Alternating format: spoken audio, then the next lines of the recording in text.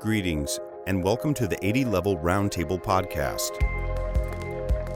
Invites video game industry leaders to talk about the world of game development.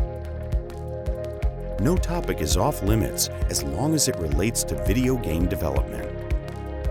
New episodes are in the works, so remember to follow us or subscribe and share with someone you know will also enjoy the podcast. So how about you start by telling me how your 3D journey even began? When did you realize that this was what you wanted to do, and how did you study? Okay, so first of all, thanks a lot for having me. It's an honor. And frankly, I've been scrolling through the questions you sent me ahead. And I just realized I had no idea what I'm doing when I just get myself into this thing. The reason is back then I started, and it was more than 10 years ago right now. To be exact, it was around 2007. There was no such thing as a video game industry like it is now. Especially in Russia, Moscow, they basically have a couple of studios. It was not huge. It was not as popular as it's now. And frankly, I didn't know nothing. I got very classical art education in a university, like classical in terms of we have an easels, we have an oils, we were drawing still lifes, live model, things like that. And we have like zero computer graphics altogether. And this is why I'm considering myself self-educated in terms of computer graphics in photo education. So how I get there? So I know nothing, but at the time when I finished the university, I have a couple of friends going into like games. And again, I did play a little bit. I was playing like, I think it was World of Warcraft, Lineage 2 a little bit. But I knew nothing. And the first job I had, it was a graphic designer job. And I taught myself Photoshop all by my own with a mouse, no Wacom. Landed in the first job. It was miserable. It was 1 year of pure misery. I didn't do any 3D. It was like completely like 2D, like promo banners, like stickers, all kind of stuff. And when some of my friends who actually get into the games like, hey, you should try that. And I took couple of courses on Max and Maya. There was not very good courses, frankly. It was like basically no real life implications. Just there is the menus, there is buttons, and this is how you can like press these buttons to get like different things. So and then I landed on my first job in video games, and then I was in video games since then. And actually, my biggest education in terms of 3D art was actually at my workplace. So I was like, I changed a couple of companies, and I was basically working and learning at the same time. Mm-hmm. So, and okay, sorry for that. And it was completely different situation. It was like a huge hunger for people who can do like all kind of CG work, like 2D, 3D. So it was not a big deal for me to find a job. So this how it happened. Mm-hmm. So speaking of employment, you started off as a studio artist, and now you're a freelancer, right? No, I'm still a studio artist. Sorry, no water. I should. We can make a pause if you wish. Yeah, probably like later. Okay. So I've been studio artist for most of my career. I kind of have probably like 2 brief periods where I did freelance. and it was no longer than 2 months. So that's pretty much it. And yeah, I just like the security of being in the studio rather than being on my own. Things could change later, but we'll see. So, what are the pros and cons of freelancing versus being an employee of a studio? So I think before 2020, it was like very clear cut. And if you're a freelancer, you have your own schedule. You can choose the project you want. You would be working from your own home or studio, like rent studio in a co-working space. And basically, you would have your freedom, but less security and less like benefits that office job can offer.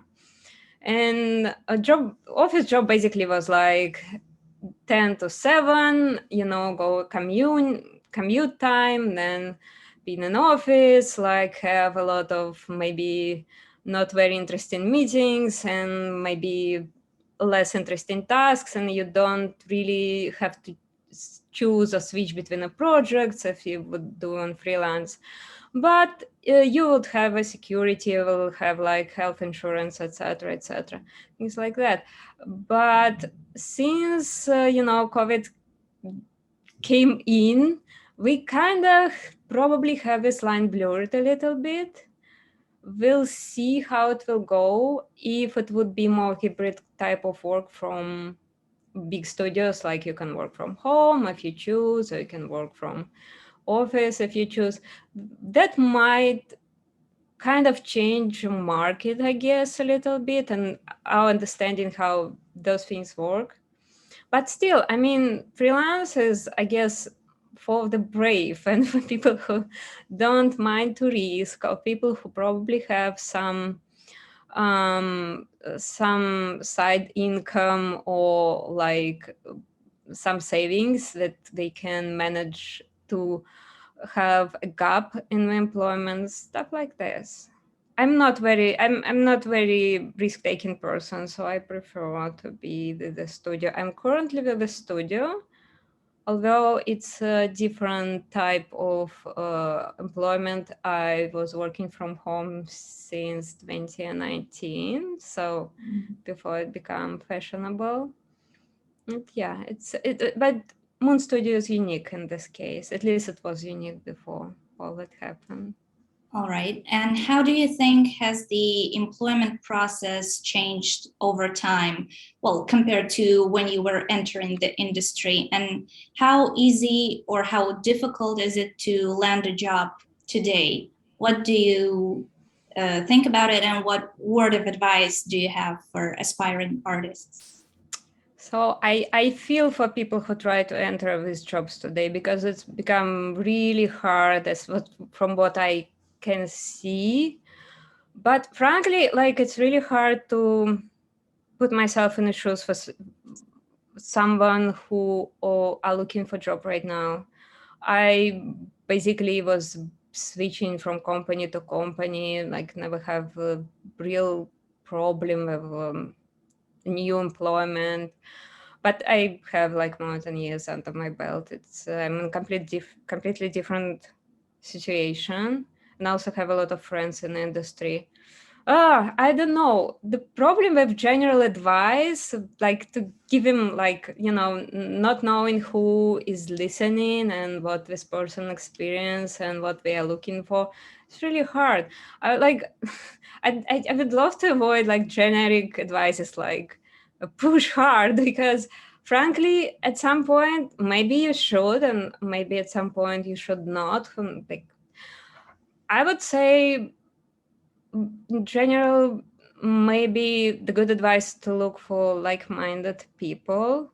So the cons of being, let's say, in a college or university is you will have some social connections to the people who will eventually made it, and they would bring you along the way, hopefully, right? And if it's hard for you to get into the college, like right now we have like unlimited access to the internet, so all kind of discords, artistic discords, Facebook groups, I don't know, connect to other people on Facebook and other social media, things of that sort probably will help.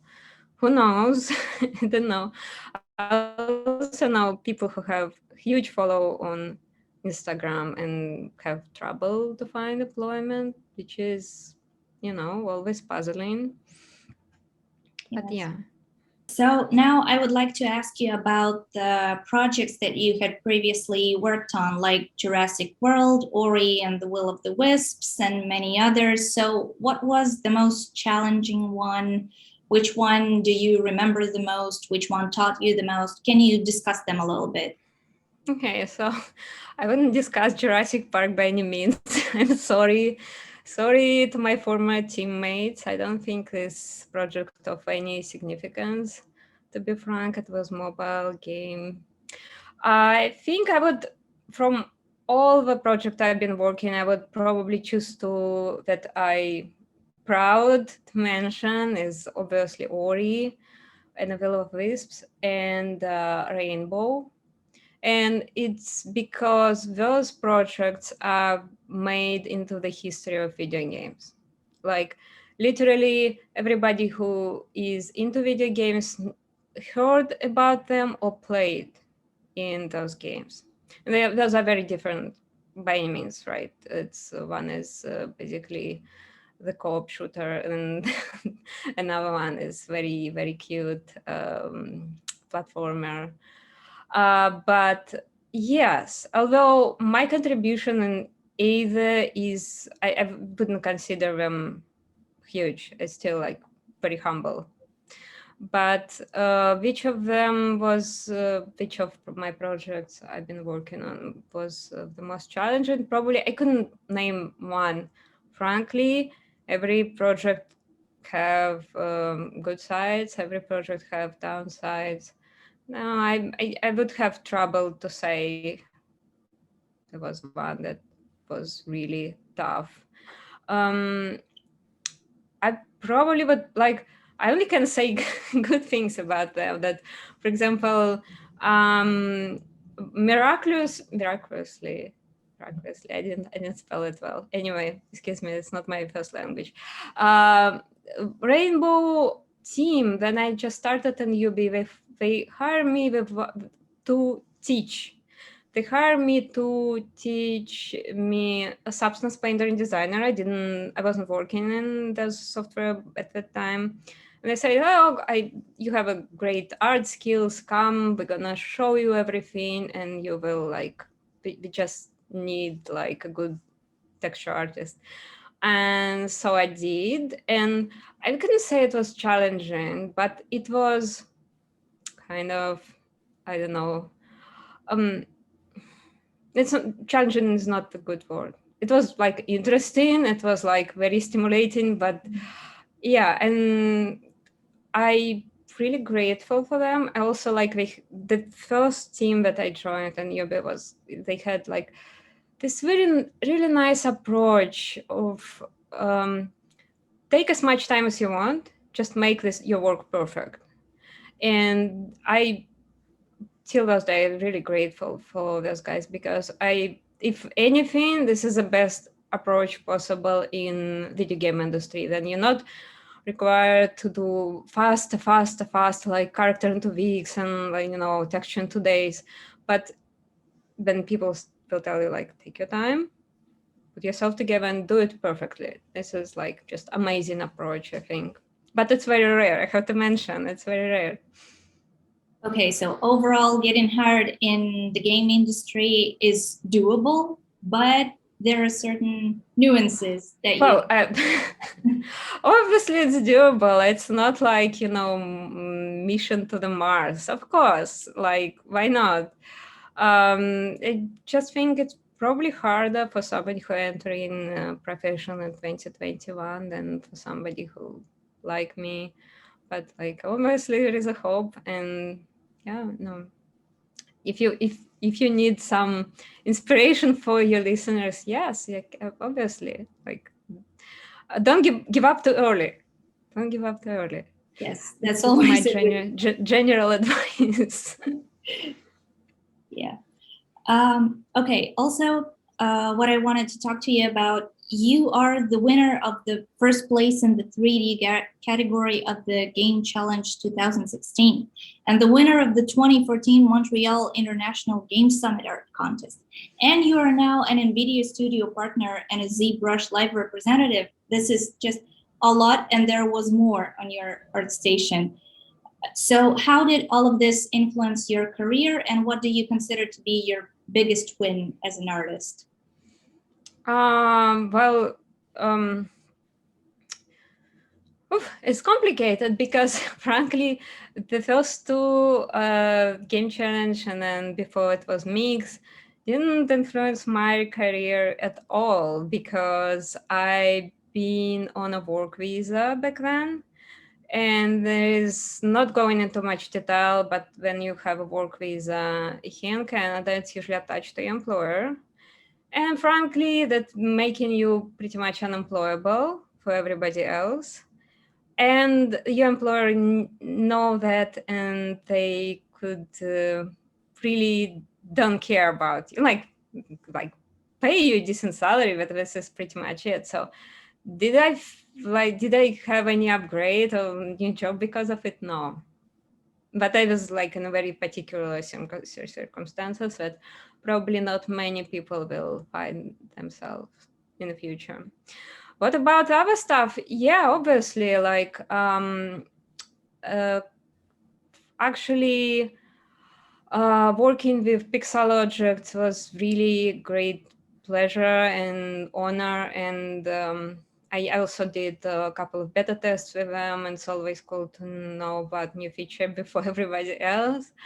And like, actually, they are really, really nice people. And they care about the software, and they care about the users. So yeah, it's always like a good to have his contacts, and it's great to work with them. NVIDIA, yeah, like I'm super grateful to NVIDIA as well. It was great. I think this basically is over once the tutorial was over and it's on YouTube. But yeah, they were actually very nice people.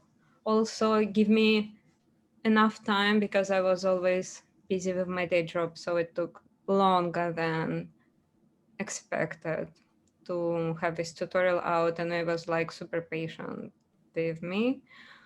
Does it help? Of course, yeah. Like to contribute to like big name companies, always good. So, yes.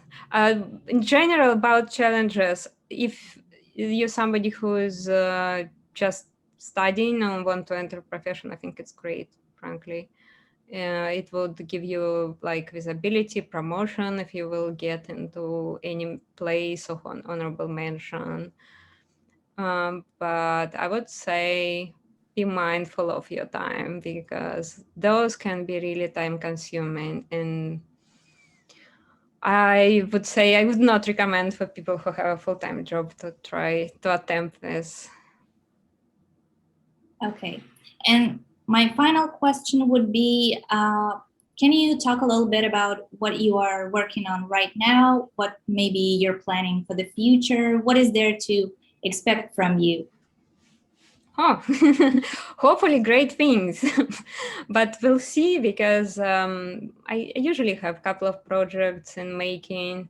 I'm not really good in like finishing projects, which is I must admit, but yeah, I have a couple of projects on my own because I'm the type of artist who like to do an art for an art's sake. I know there's a lot of people who like to contribute in any projects or working on their own IP. I'm just like to do sculpture for the sake of sculpting. I do have a project with my current studio, but I unfortunately can't talk about it because it's all under NDA. And you can Google it. I hope one day it will be out and it would make into video game history as well. But unfortunately can't say anymore. So yeah, I basically keep learning my craft, hoping to get better, and yeah, I guess I answered this question. Okay, cool. Thank you so much. Thanks a Thank you, lot. Lynn. Thanks for having me. Thanks for enjoying another episode of the 80 Level Roundtable podcast. Check out upcoming episodes on the 80 Level website at 80.lv. Join our career site at 80.lv/RFP. And share our podcast with friends and on your social networks.